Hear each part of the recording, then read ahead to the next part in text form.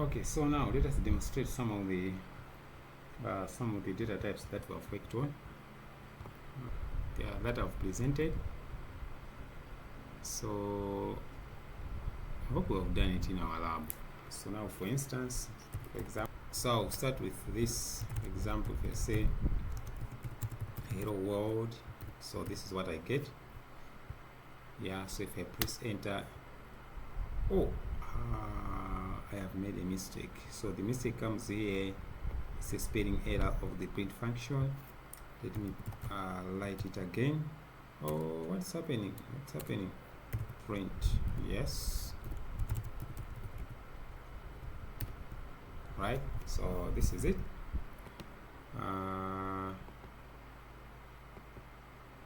Yeah. So this is it. Say hello world. Though I've made a mistake here, let me close it with a double quotation mark. So if I press enter, it gives me hello world. So there was somewhere, I just want to take it as it is. Yeah, so there's somewhere we're talking about okay, so we have done this. So we are talking about bring concatenation. We are concatenating strings. If you want to concatenate strings, so what happens? So in this case, let me just put these ones in a variable. I would say A is equal to John, then B is equal to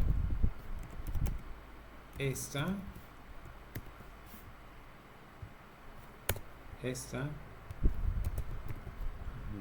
enter.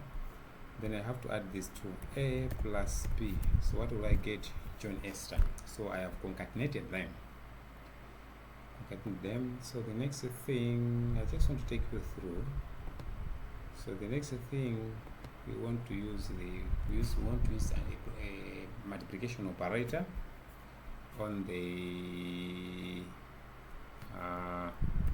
so I'll simply say print, or else I can simply say A, right? A times what? Times 6. What am I going to get?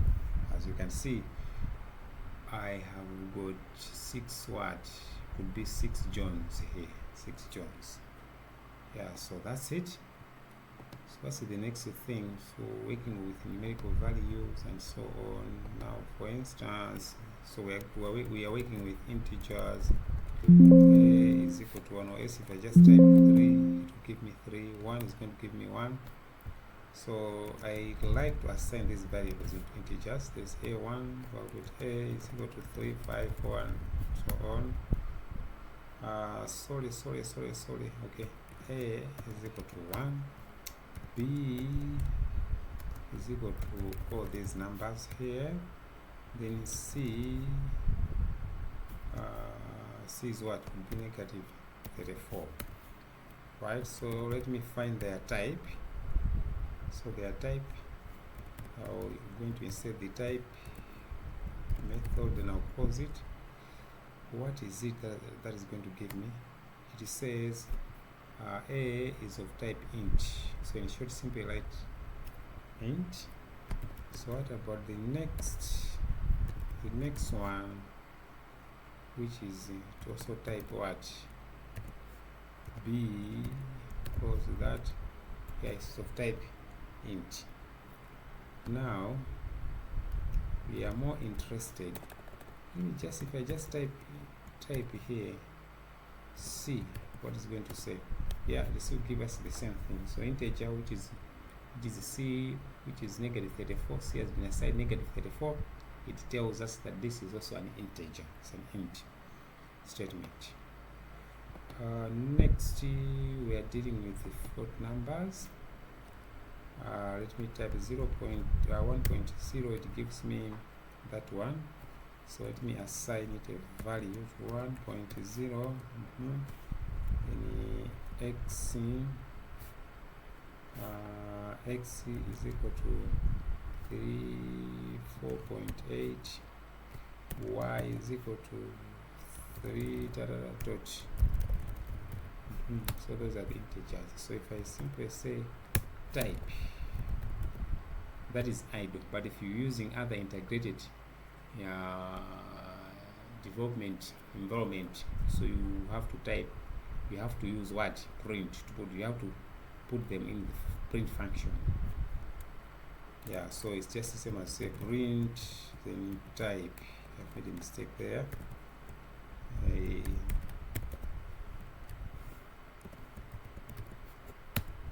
Now it is telling me that A is of float type. It can also be a negative if you want.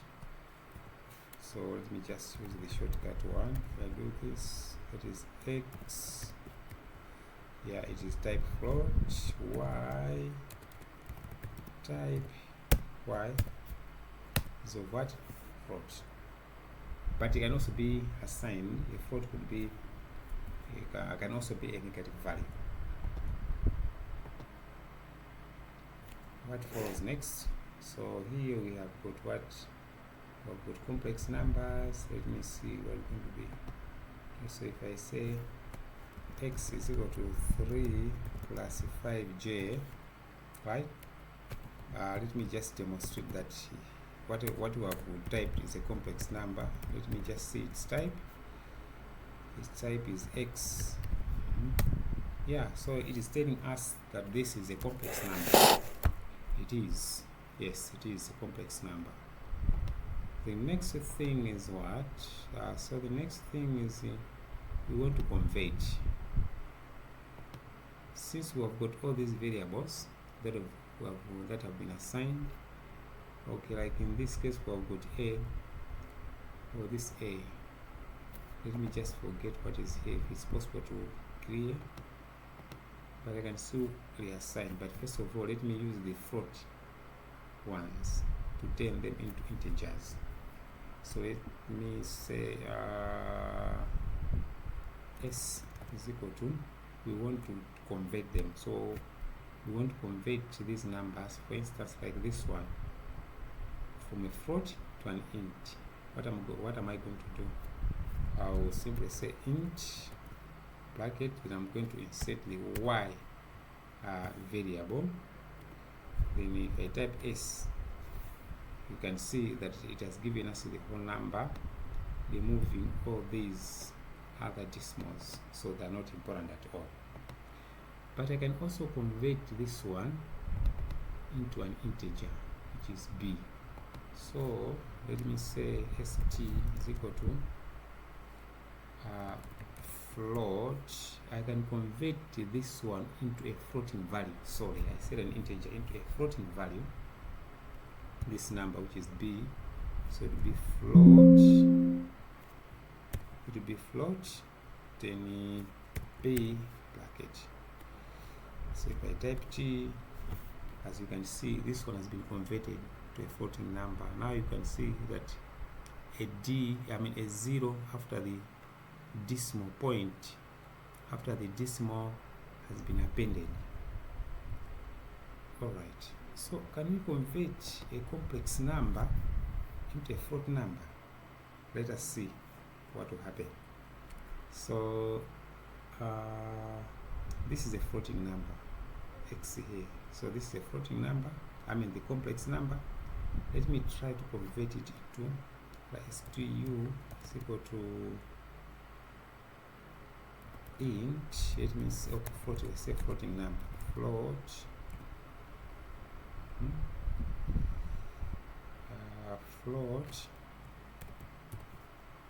float equals to x.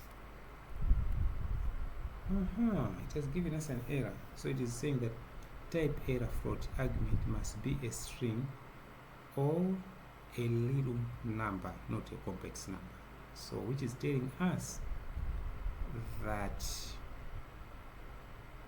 the complex number cannot be converted into a float. So what about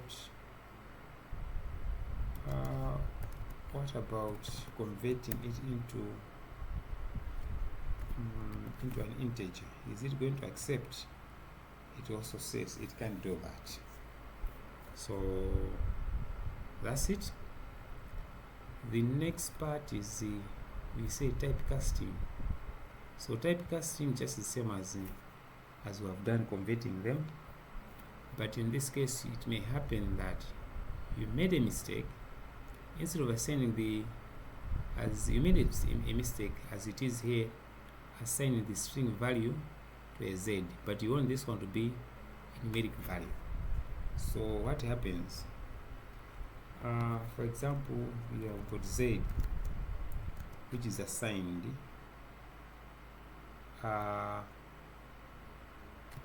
which is assigned 25, which is supposed to be an integer. So as it is a string. So if we print that z is going to print 25, but if we print its type is going to say that it is a string, though we know that it looks like an integer, but is a string. So if I print that one out, sorry, I've also made another mistake. I don't know what is happening. Type, then z print. So it says that 25 is of string type. Now we have to change this one to be of what? Be of integer type. So what I'm going to do, let me just assign it. I'll simply say m is equal to int in brackets, then I'm going to put an x, then I'm going to put an x. But now it also tells me that no, I've made a mistake. Instead of calling this variable, I have called the x variable, which is for complex number. So I'll simply say m is equal to int z. So this one is going to be converted into integer. So if I print that one, I print its type, is going to display its type m.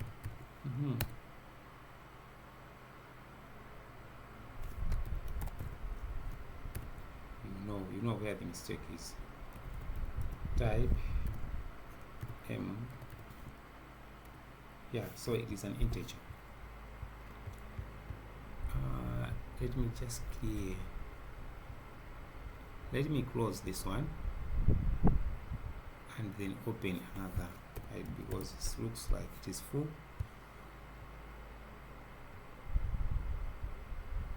Alright, so what next? So the next part of the same thing applies to floating numbers, which is not difficult at all. And also for this one, you can do that as I have demonstrated. What about assignment? Let me take you to assignment.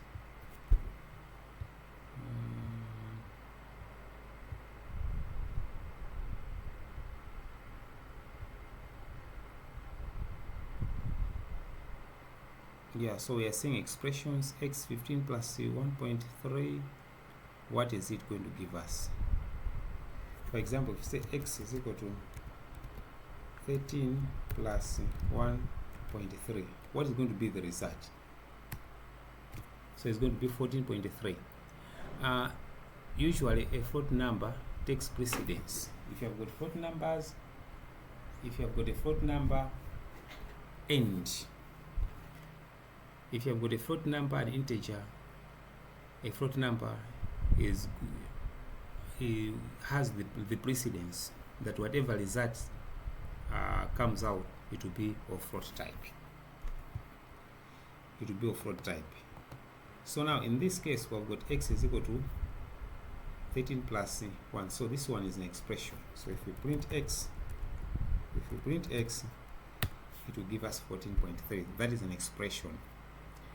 So the next one, so like here we've got x plus whatever product and so on. Yeah, so expressions, they are like that. And now you can also have, for example, let me declare two numbers. We have x is equal to 60, then y is equal to 40. We know if we add these two, it will give us what? Now let me assign add is equal to x plus what plus y, then print what? Okay, let me just then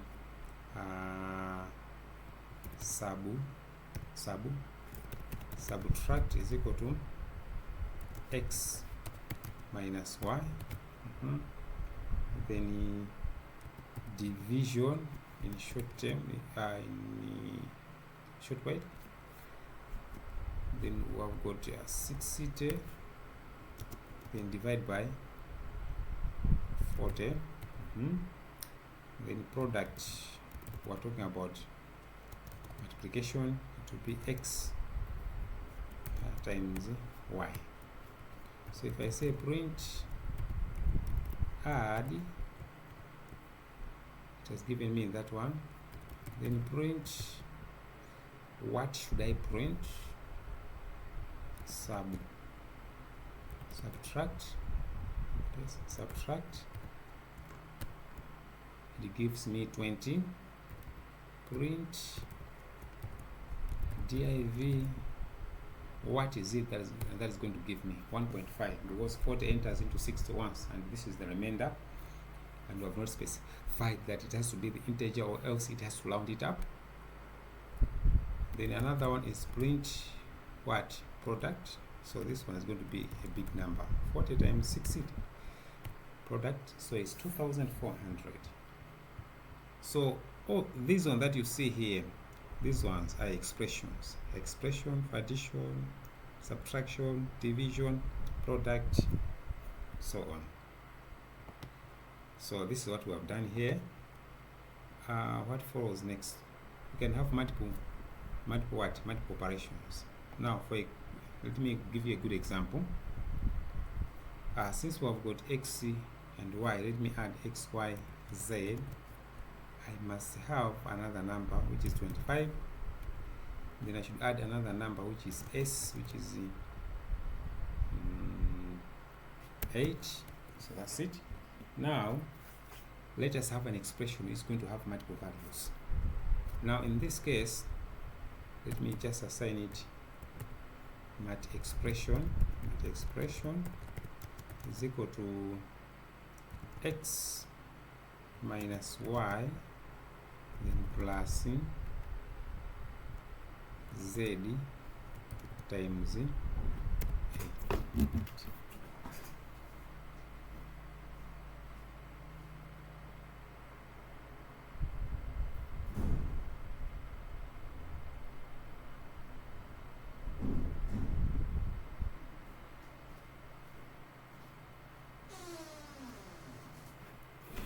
Sorry, there were some monkeys jumping up and down. Alright, so this is my expression. So we'll see what will start first. So let me print mat expression.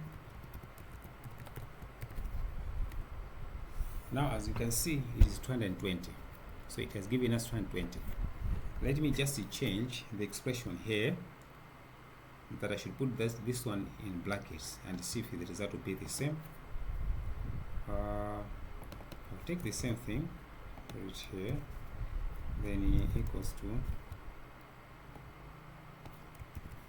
these ones and put them here. I have to put this in brackets and also this one in brackets, then finally print.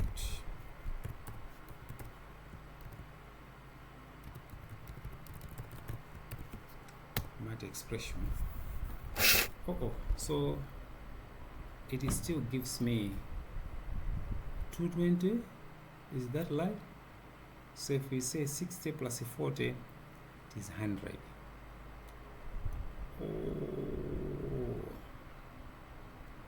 Anyway, instead of writing the anyway, it happens.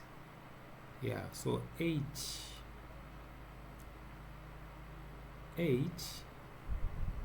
times 25. So what do we get?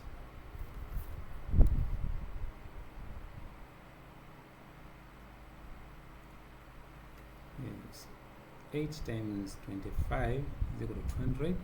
Yeah, so 200. So what about x minus y?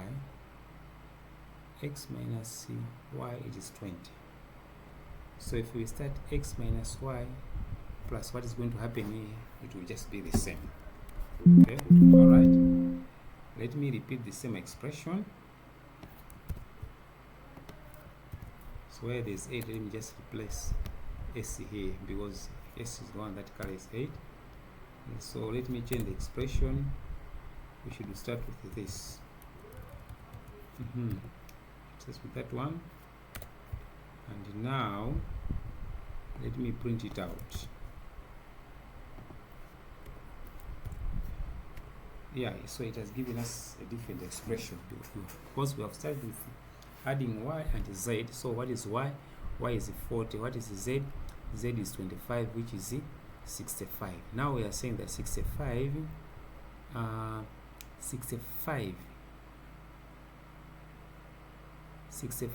times s. So it will give us the figure. So that big number should subtract from x, which is 60. So hence it is giving us this negative result. That is fine. So it works like that. Now you should go and try all these. They are very simple. Yeah, so this marks the end of my demonstration.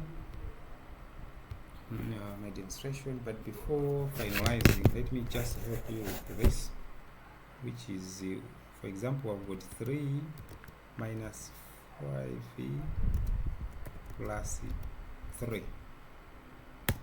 What does it give us? So what is happening? We've got minus and plus. So if you have got these operators that are at the same level, plus, minus and plus, so it starts from the left. So it begins with the operator which is to the left, then finally end with the one to the right. So it first of all subtract 5 from 3, so which is negative 2, right? 5 minus 3, so which is what? Which is negative 2. So that particular negative 2 plus 3 is going to give us 1. Or else, if I do this, maybe 5 plus, okay, let me just try 2 times 2